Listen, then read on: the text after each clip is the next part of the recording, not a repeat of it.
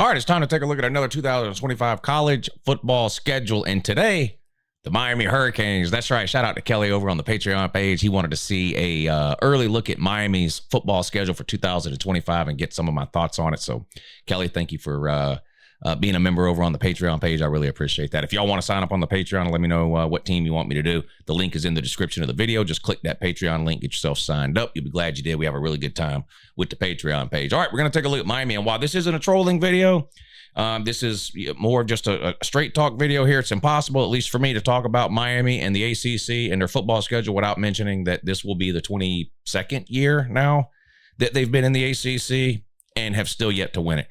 That might be one of the most mind-boggling stats of the 21st century in college football. Now, for some of you that might be a little bit younger than me, I'm 46 years old. I sort of grew up on college football in an age where Miami was a top 5, top 10 team almost every single year. They had some of the best college football teams that we have ever seen. You go back to the 2001 team, especially. They had legendary coaches. They were, whoever you think, they were the Alabama of their time. Now, they didn't win like Alabama did, but what I mean is everyone was talking about Miami all the time, and they seemed to be winning all the time. They had some huge games with Florida State, with Notre Dame, some massive bowl matchups in national title type situations. For about a 15 or 20 year period, they were at or near the top of the college football world. They were independent for a while. They were in the Big East for a while. And of course, that crumbled in the early 2000s. And they joined the ACC along with Florida State, who was in the ACC. And it was kind of a foregone conclusion at the time. You have to remember, they joined the ACC in 2004. They won a natty in 2001. I think they played for another one in 2002, didn't they? Anyway, they were really, really good in the early 2000s. They joined the ACC at a time when the ACC wasn't great. Florida State was great, but beyond that, there was really nothing in the ACC. Clemson was nowhere near the program they are now. They were a 500 program basically around this time. And there was no other program in the ACC that was consistently winning at a high level. So when Miami joined the ACC in 2004, for college football fans like me who had been watching college football for the last 15 years and were looking forward to watching it for the next 15, it was basically a foregone conclusion that we were at that point going to get to see Miami and Florida State now play twice a year. We just assumed we'd see it in the regular season every year, and we'd see it in the ACC championship game as a rematch almost every year. And it's never happened. Not a single time. Miami and Florida State have yet to face off in the ACC championship game. Miami's only made the ACC championship game once.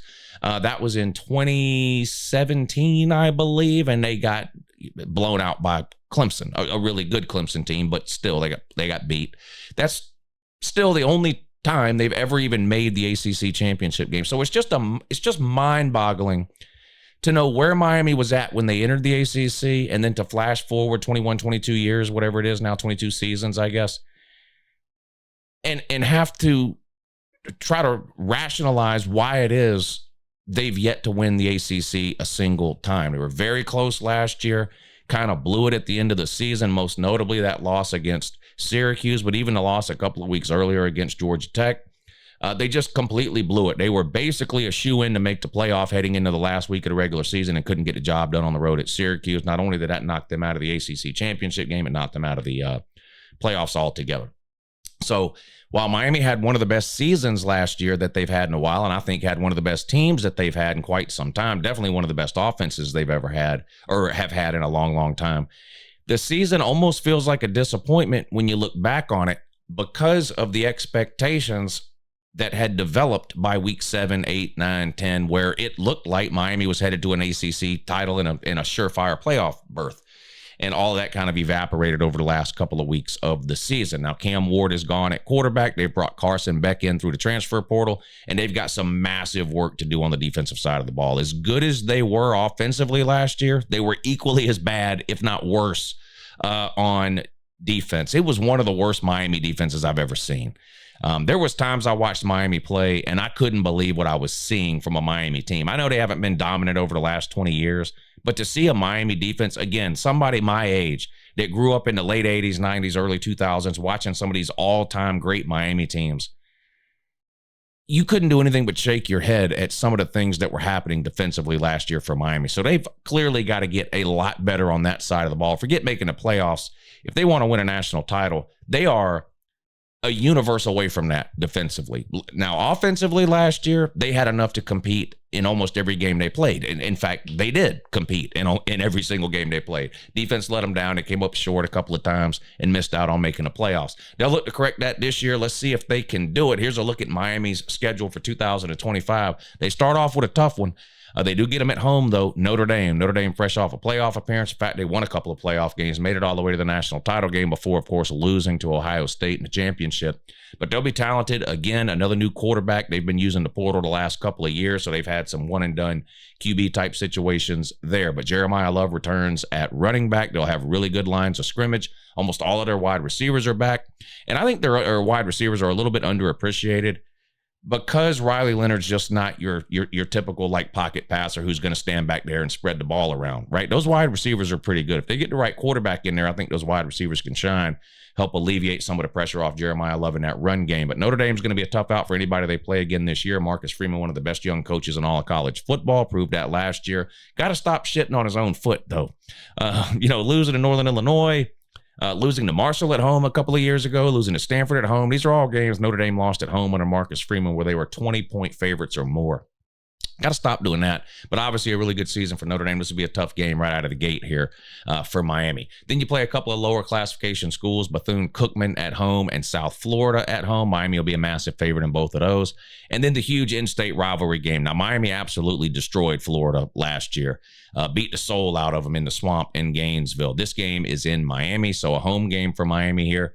DJ Lagway will be the quarterback in this game. He, of course, started a lot of games for Florida last year, but not the Miami game. Graham Mertz was the quarterback for Florida when they played Miami last year. This was, of course, early in the season before Graham Mertz had got hurt. So we'll see if Florida has improved enough to sort of catch Miami and try to give them a game this year. But this will be a massive game here early in the season, week 4 on September 20th. A bye week, and then you play at Florida State. Florida State busy trying to dig themselves out of their own grave. Even though this game is in Tallahassee, I would expect Miami to be a significant favorite there. Other than the fact that this is a rivalry game, I don't really see much a chance of Florida State pulling off the upset there. Another bye week. Now, I don't like this. If you're a Miami fan watching this, you can tell me how you feel about it. But in years where you get 2 bye weeks, don't you want them spread out a little bit more here than this? I haven't even looked down the rest of the schedule yet, but what about when you play at SMU and then home against Syracuse and home against NC State? I'm not saying those are national title winning teams, but that's a pretty tough stretch of games there. Wouldn't you prefer to have one of your bye weeks maybe down a little later in that stretch of games rather than having 2 bye weeks in a 3-week period? I'm okay with the bye week before Florida State, a traditional rivalry game there. But I don't know. Seems like kind of a waste of a bye week here to have 2 and 3 weeks. Come off that second bye week, you're home against Louisville. Louisville was a pretty good team last year. In fact, they beat Clemson, who ended up winning the ACC. Miami beat Louisville in one of the best games of the season. Sort of a typical Miami game last year, kind of a track meet shootout type game. Could be a good game again this year at home for Miami this time. You also get Stanford at home, which is good. Not that Stanford's a difficult team, but this means you don't have to travel all the way out to the West Coast to California to play them. They have to come see you. You do have to travel to SMU, which had a really good season last year, making the ACC championship game, coming up a little bit short against Clemson, but they did still get into the playoffs. So this will be a big game here for Miami on the road at SMU. Home against Syracuse, revenge game last year. This is kind of the team that sort of ruined it all for Miami. I know they had lost to Georgia Tech a couple of weeks before that, but they could absorb that loss. It was that Syracuse loss in the last week of the regular season that really eliminated Miami from contention of anything meaningful. So a big revenge game here. And I'm curious to see how Syracuse is going to look this year. I thought they were pretty good last year. The quarterback, Will Howard, had an amazing year. Was it Will Howard? Honda McCord. Sorry. I get those two. He was at Ohio State. He transferred to Syracuse. Then Ohio State got Will Howard. I get him confused. Kyle McCord. He had a really good year at Syracuse. They got a lot of young talent there. I like the coaching staff.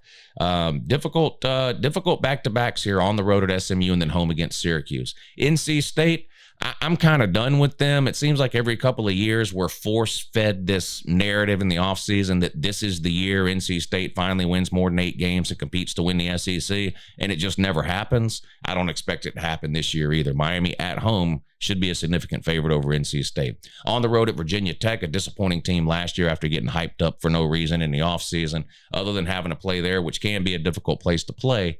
I do think Miami's a better overall team than Virginia Tech. And then you close out the regular season on the road at Pitt. Now, I don't expect Pitt to be great, but this is set up to play out in a similar way to last year, right? On the road in the Northeast, last week of the regular season, you got to travel all the way up there and play a team that's not great in Pitt. This could be the game where, Miami has to win this to lock up the ACC title game or to lock up a playoff berth or whatever. That was the case last year, and they weren't able to get it done, losing this last game of the season to Syracuse this season on the road at Pitt. So there you go. First thing here, when I see this, I don't like the bye weeks. The non-con schedule is pretty tough. You get Notre Dame and Florida. They're both ranked teams heading into the season. So a tough non-con schedule there, playing 2 Power 5 opponents in Notre Dame and Florida. Your rivalry game is on the road this year at Florida State, but not much is expected from them. And you get not only a bye week before that game, but for no reason at all, a bye week after. I think the Louisville game could be tricky at home, as well as road games at SMU, and then back-to-back to end the season at Virginia Tech and at Pitt. Expectations are sky high for Miami. Carson Beck down at QB. I think he'll put up monster numbers. You look at what he was able to do in the SEC. He did struggle with turnovers last year, but he's not going to see the level of competition week in and week out playing this ACC schedule that he was seeing the last couple of years playing an SEC schedule. And other than that stretch of 3 or 4 games in the middle of the season last year where he had the interception bug, he put up really good numbers at Georgia over the last 2 years, and I would expect him to do the same this year at Miami. But again, like I mentioned in the beginning of the video, while I might have a few questions about Miami offensively, they got to replace Cam Ward, obviously, with Carson Beck. They lose Restrepo at wide receiver, which is one of my favorite players in all of college football over the last couple of years. I don't know that any of that matters at all if Miami's defense doesn't do a complete 180 and show massive improvement in 2025. But there you go. That's a look at their schedule for next season. Let me know down below. What do you think about Miami's schedule? Appreciate you watching. Have a good morning.